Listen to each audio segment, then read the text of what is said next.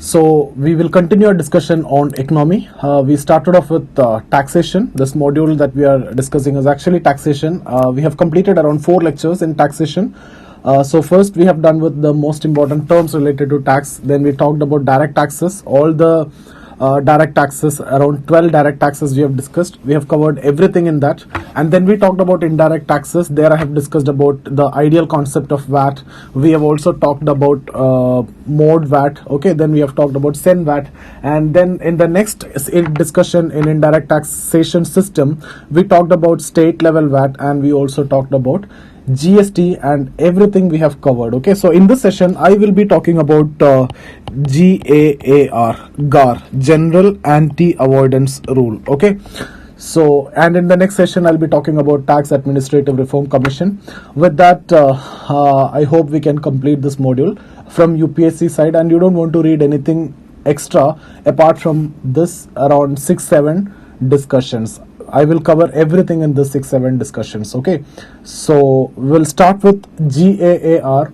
Now before we start with GAAR, you need to understand 3 important terms related to tax system. Okay, so the first one is tax evasion. Then we'll talk about tax avoidance. Okay, then we'll talk about tax mitigation. So you need to have a clear idea about these 3, and then only you will be in a position to understand what you mean by this GAAR and why is it going to be introduced, why is it introduced and everything. Okay, now what do you mean by tax evasion? This is all about reducing your tax liability through illegal means. Okay, so it's all about reducing tax liability through illegal means. Okay, so in most of the cases, in all these cases, it's all about reducing tax liability only, but here it is, what is important is you are using illegal means. What do you mean by illegal means? Manipulation of accounts. Okay, so you may be showing higher expenditure or low income, high expenditure, like that. Okay, income minus expenditure, if it is a taxable income, so you will show higher expenditure. Okay, so the expenditure side you may make it high, and that's all about manipulation, and you will show very low income also. So this is what I mean by tax evasion. And to control this, it is actually very difficult because you are not showing income, right? So that means the rules cannot control this problem cannot be solved just like that. For that, the system has to be changed, and we'll discuss that after some time. Okay, everything has to be like cashless economy, and it is difficult. It will take some time, especially in developing countries. Okay, because you're not showing your income, and that is actually the problem here. Now what about tax avoidance? Here it's all about you're reducing the tax liability. So you are reducing the tax liability through legal means. Okay, so reducing tax liability through legal means. Okay, now there may be some exceptions which is given in the tax laws. Okay, so you will be using those laws. That means you are misusing certain rules, certain provisions in the tax laws, and you are reducing the tax liability. So you are reducing tax liability. If you ask whether it is legal or not, it is legal, but you are actually misusing those provisions, like the cases of deductions and everything. If you remember that I have discussed in case of corporate income tax. Okay, let's suppose 30% is the taxable income of the book profit. Okay, now they will show huge deductions. Okay, and see, let's suppose 10 lakh is the the book profit, and if you show like huge deduction, let's suppose 8 lakh is the deduction that you're showing, the taxable income is actually 2 lakh only, and for this you are paying 30% as the tax, means around 60,000 you are paying as the tax. So here huge deduction is what you're showing. So government understood this, and later we have discussed about MAT, minimum alternate tax, where you need to pay 18.5% of the book profit. Okay, so it doesn't matter what is the taxable income, what is the book profit, you need to pay 18.5%. So in that case, 10 lakh is the book profit here. So what you need to pay under MAT? 1,85,000. So either 60,000 or 1,85,000, whichever is larger that you need to pay. So when you're calculating the taxable income and when you're taking 30%, if it is less than this amount, you have to go for this. Then the government will say you don't want to pay corporate income tax. Instead, you go for MAT, because it is crystal clear that you're actually misusing that tax provisions. Okay, so that deductions and all you're actually misusing, because there is no possibility that you can go for more than 20% deduction. So government is going up to 18.5%. So I hope that is clear, and we'll discuss that in detail when we discuss about GAAR. Just understand that when I'm talking about tax avoidance, it means decreasing tax liability in a legal way, but you are misusing the tax provisions. Okay, let me write it down. By misusing tax provisions. Okay, so you just like you register a company in Mauritius, and we have signed a double taxation avoidance agreement with that country. So, and you will come to India and you will do everything in India. Okay, so in Mauritius you have only registered the company, so it is not genuine. Okay, so that in those ways you can actually use certain tax provisions to get the deductions or to reduce the tax liability. Okay. So this treaty shopping, round tripping, everything we'll discuss after some time. What is tax mitigation? Tax mitigation is also known as tax planning. Okay, this is also known as tax planning. What is this is almost the first part of this is actually similar to the second one, tax avoidance. That means it is decreasing tax liability through legal means. Okay, but not misusing legal tax provisions by genuinely using the tax provisions. Okay, so let me write it down. Decreasing tax liability through legal means by genuine use of tax provisions.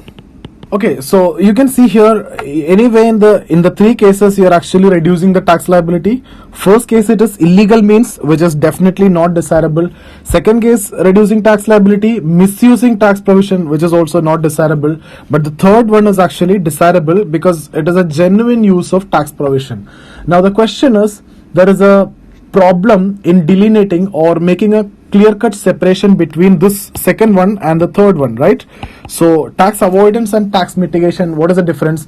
Some will think that it is a genuine use, some will think that it is a misuse, right? For example, from the firm side, the firm thinks that they are using the legal provisions genuinely, but the tax authorities will think that the firm was actually misusing the provision. So there may be a possibility of abuse by the tax authorities. Okay, so this possibility of abuse of the firms by the tax authorities is what we call as tax terrorism. We'll discuss that later when we discuss about GAAR in detail.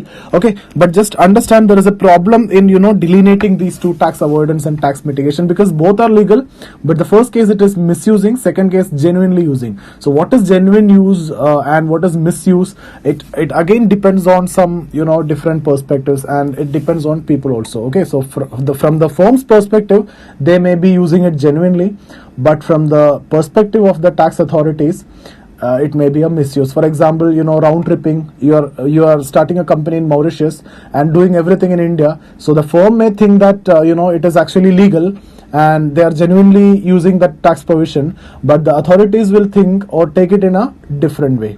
Okay, so I hope this is clear for all of you. Now let's move on to GAAR and we'll discuss the complete idea about GAAR. Okay. Now see, the GAAR is actually focusing on these two, and the first one, it is very difficult to control, which I have already told you, because you are not showing any income. So specific laws are not going to help you over there. Okay, so for that what you need to do, you need to go for an organized economy first. Okay, so the economy has to be completely organized. It should be cashless economy. Okay, so in those cases only this can be, to some extent it can be solved.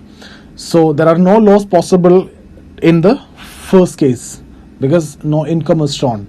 Okay, so the second and third you can do something by making some tax reforms, and that's where we are actually going to discuss about General Anti-Avoidance Rule.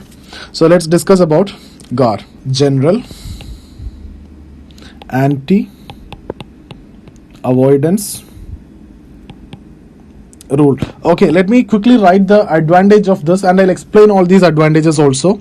So first advantage is to check tax avoidance. Okay, now I'll tell you how it is going to check tax avoidance. There were certain provisions in this. Okay, we'll discuss that. Then plug loopholes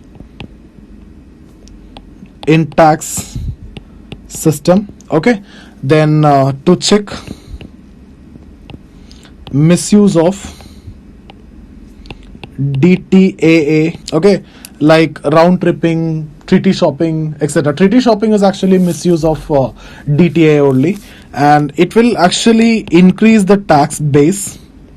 Tax base will increase, so obviously tax revenue will increase. Okay, so these are the advantages of GAAR.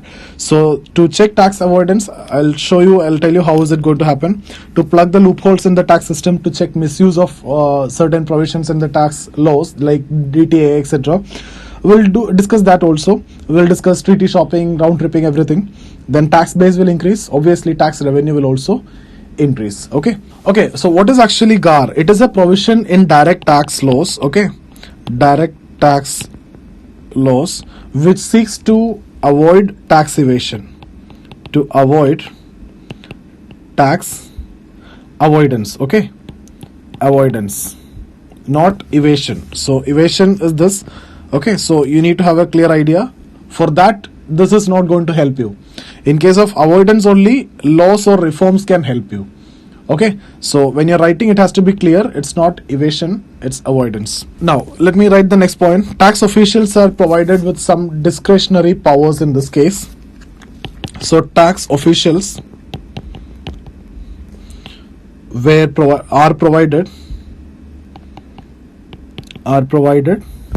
some discretionary powers to deny any tax benefit to a firm in case it made an arrangement solely for the purpose of tax avoidance. Okay, solely for the purpose of tax avoidance. That is, if there is no commercial substance. Okay, see the same case that I have told you, that you are registering the company in Mauritius and doing all the investment here, that comes under this category. So the tax officials are provided with certain discretionary power to deny such tax benefits to those companies. Okay, in case it made an arrangement solely for the purpose of avoidance of the tax. That means there is no commercial substance there. There is no investment in Mauritius. There is no employees in Mauritius. There is no such infrastructure in Mauritius. Just the registration is done there and operating here. That means it is solely done for the tax avoidance. So in that case, the discretionary power is actually given to the tax officials. Okay, we'll discuss the impact also here after we complete these points. Okay, then the next point, it empowers tax officials to override certain provisions of domestic tax laws as well as double taxation avoidance agreement. Okay, DTAA. Okay, so you can see here it empowers tax officials to override certain provisions of domestic tax laws. Okay, if that goes for tax avoidance, and double taxation avoidance agreement, in that also tax officials are given the power to override those provisions. Okay, but what will happen is the abuse of the firms. Okay, so tax officials may abuse the firms. There is a chance that more corruption will be there. So all these are going to be big problem, because the firm may be genuinely thinking that they are using the legal provisions. Okay, and they may think that they are using it genuinely, but tax officials will take it as a misuse. Okay, there is a problem with the perspective here. So that may lead to harassment of the firm, and that will reduce the investments also. And if you remember, when it was introduced in 2012, all the share market actually came down drastically, and it was postponed to 2013. Then a committee was appointed. Then it was postponed to 2016, and then it was told that it will be started in 2017. So all those issues were there. We'll be discussing that, but I'm just saying there will be problems here. So what you need to have proper safeguards. Okay, and a committee will be appointed, which is headed by Parthasarathi Shom, to suggest these safeguards and how to implement and all these things we are going to discuss now. Okay, so you need to have certain safeguards to implement this. This is what you need to know, because this will lead to harassment of the firms. Okay, and there is a new term that also we need to discuss here. What is that? Tax terrorism. Tax terrorism. This we can actually discuss under the disadvantages of GAAR. What is it? It refers to harassment of firms by tax officials by imposing undue tax demands. Okay, so you keep on demanding taxes, and you will be harassing the company. Okay, so it is on behalf of the tax officials. Okay, so I hope this is clear. Let me quickly talk about the disadvantages also. One or two only we need to discuss. Otherwise, it is desirable, because it is as per G20 guidelines only we are going to implement. We are implementing this, and this is Indian tax system is so complex, so it is actually required also. There are a lot of loopholes, and to plug those loopholes, it is necessary. So we can solve these disadvantages also by taking proper safeguards. Okay, so the disadvantages are the scope of corruption, obviously. Okay, the scope of corruption. Why? Because you are giving so much discretionary power to the tax officials, and they can override certain provisions. So much discretionary powers are there. Okay, so how these discretionary powers are going to be used, all these things has to be checked. Okay, second, it will obviously adversely affect the investment. Okay, adversely affect investment. I'm talking about not only foreign investment, but also the domestic investment as well. So it will lead to, growth will come down. So this you can write as the disadvantage. You can also talk about the same point that we have discussed, tax terrorism. Okay, the harassment of the tax officials. So all these are coming under the disadvantages. Now GAAR, when it was suggested, so GAAR was actually, General Anti-Avoidance Rule was actually started or suggested in 2009 Direct Tax Code. Okay, I've already told it's a part of direct tax law. Now in 2012, this is how the cycle is going. In 2012, government said that it will be implemented. That means in 2012 it was actually introduced. So it was introduced, but share market decreased, share market value has come down, so it was postponed to 2013. And in 2013 a committee was appointed, and that committee postponed it for 3 more years, that is till 2016, and it will be implemented in 2017. Okay, so in 2017 implemented. Why this much postponement is actually there? Because you need to take a lot of safeguards because of certain provisions in this law, because of this too much discretionary powers which are given to the tax officials, which may lead to harassment of the firms. Okay, so that's why it was postponed for long, and you also need to train the tax officials. Okay, so all these are there. And now let's discuss about the committee on GAAR. So Committee on General Anti-Avoidance Rule, it was established in 2012. Who was the chairman? Parthasarathi Shom. What was the recommendations? Not that important now, but I'm just writing it down. Recommendations. The implementation should be deferred for 3 years. So deferred for 3 years. That is by 2016. Okay, it can be implemented. Now under this, they have also suggested, meantime you have to take safeguards. Okay, means so you have to take safeguards, means you have to make consultation with the stakeholders. Okay, consultation with stakeholders. You need to train tax officials. So all these things has to be done during this time. The next point, next recommendation is actually this GAAR should be invoked or imposed by an approving authority. By an approving authority, APM writing, consisting of 5 members. Okay, who the members were, the head will be a High Court judge, 2 members from IT department, okay, and rest of the 2 members from non-government. It can be economist, industrialist, etc. Okay, so this should be the composition of these 5 members. Now in 2012, the Director General of Income Tax, DGIT, in that guidelines, it was 3 members. Okay, AP, they're also approving panel. Okay, authority means approving panel here. AP, approving panel, should be consisting of 3 members, all the 3 members from IT department.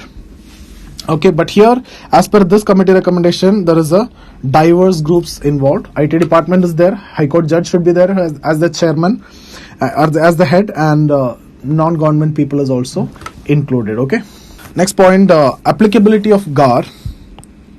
Applicability of GAAR should be clarified through appropriate illustrations. Okay, see, I have already told you certain firms are believing that they are using legal means and it is genuine use of law, but it may be misused from the tax officials point of view or tax authorities point of view.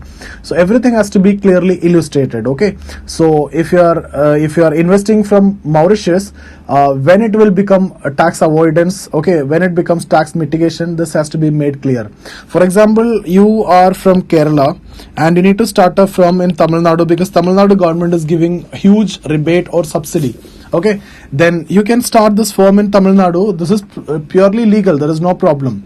Okay, and you can, from there you can actually sell here also. Okay, so all these things are legal, but if you are misusing this provision, it will become illegal. So that has to be clearly illustrated to the people, what is legal, what is a genuine use, what is a misuse. It has to be there has to be proper illustration. Okay, next point, it should be imposed only if the sole objective is tax avoidance, not the only objective. Most of the companies want to reduce the tax liability. So if the sole objective, let's suppose the company is registered in Mauritius and working in India, the sole objective is tax evasion. So if the sole objective is tax evasion, then it has to be imposed. The only objective is tax evasion. There may be some other objective as part of it. Tax avoidance is also one of the objective. In that case, it won't be applicable. So let me write it down. It should be imposed only if the sole objective and not one of the objective is tax avoidance. Okay, so sole objective of an arrangement is tax avoidance, then only it is applicable. Next point is also very important. What next point says is actually the objective of GAAR is not to increase tax revenue. You don't want to try to increase tax revenue. It is only to check the misuse of tax provisions. So it has to be crystal clear that it is only to check the misuse of tax laws, okay, for tax avoidance, and not to increase tax revenue. Okay, if you try increasing tax revenue, the harassment will be more, the tax terrorism will be more. Okay, so the focus of GAAR should be to check misuse of tax provision rather than increase in tax revenue. Next point also is very important. Actually, you should not use this to check the genuinity of the tax residency certificate which is issued under DTAA. Okay, see, if you are dishonoring the TRC, tax residence certificate, you are actually dishonoring the agreement. Okay, you are going against the agreement which you have signed, that is DTAA, and that is not accepted. Okay, that is not acceptable also. Instead, you can reform the law. What you can do is you can amend the DTAA and you can plug the loophole. That is actually you should do. So you should not use this to check the genuinity of TRC. Okay, so should not be applied to check genuineness of tax residency certificates issued under DTAAs, even by tax havens like Mauritius, Singapore, etc. Okay, so even if it is issued by tax havens, you don't want to check the genuinity of TRCs issued by that governments, that countries, because you are dishonoring. That means you are compromising the agreement, and that's not accepted. Okay, so instead, DTAAs should be amended to overcome loopholes. Okay, this is what you need to do. Don't want to check the genuinity of the TRC issued by the other government with whom you signed the DTAA, because you are compromising the agreement. Now, what is the government stand now? It will not be applied. It will not be applied in case of DTAAs which have limitation of benefit clause. Okay, so it will not be applied in case if DTA is having limitation of benefit clause. Now, what is this limitation of benefit clause? Under this, actually, you can issue TRC, okay, only to those firms who is having significant amount of investment, manpower, infrastructure, etc. in that country. So, if Mauritius, we have this limitation of clause benefit, we have that, and the limit is actually 27 lakh. So, if you need to issue TRC certificate by that government, you should have the manpower, infrastructure of worth 27 lakhs should be there in Mauritius. Then only you can issue TRC. So there is no point in checking that TRC again. So that is what you mean by limit. Let me write it down. So under this, TRC can be issued only to those companies which genuinely doing business in that country. Okay, that is, such companies must have significant investment, manpower, and its directors must be resident in that country. Okay, so what is the agreement that we have signed with Mauritius in case of limitation of this thing, limitation of benefit clause? We have an agreement up to 27 lakhs in the past 12 months. So 27 lakh worth investment should be there in Mauritius, provided the significant investment, manpower, and the directors must be resident of that country. Then only DTAs are applicable. This round tripping, then it won't be round tripping, treaty shopping, etc. It is we consider it as genuine use of the legal provisions. Okay, so I hope these points are clear. One more is there, that is GAAR should not be applied. If there is a specific rule to check that, then there is no need to apply general rule. GAAR is general, right? So GAAR shall not be applied in cases where specific anti-avoidance rules SAAR are applicable. Okay, because See, that is case specific. Certain provisions, certain rules are there. Specific rules are there. So if specific rules are there, then there is no provision of general rule is required. GAAR is a general guideline, right? General Anti-Avoidance Rule. So if specific rules are applied, then there is no need to apply this general rules. Okay. So for example, in case of POCSO cases, you will apply POCSO case only. These provisions are used. You don't want to, in case of rape of minor, we don't want to go for 376. We have certain better provisions in POCSO Act. Okay, so we will be using that only, specific case. Now, if the question finally, if it is all about, if it is desirable or not, if that is a question, it is desirable because we have a very complex tax system and it is done as per G20 guidelines. Okay, and many countries have already done this. So I hope this is clear. Tax evasion, I hope you understood that it is decreasing tax liability through illegal means, and we don't have any choice to control that. We have to move to cashless economy or organized sector.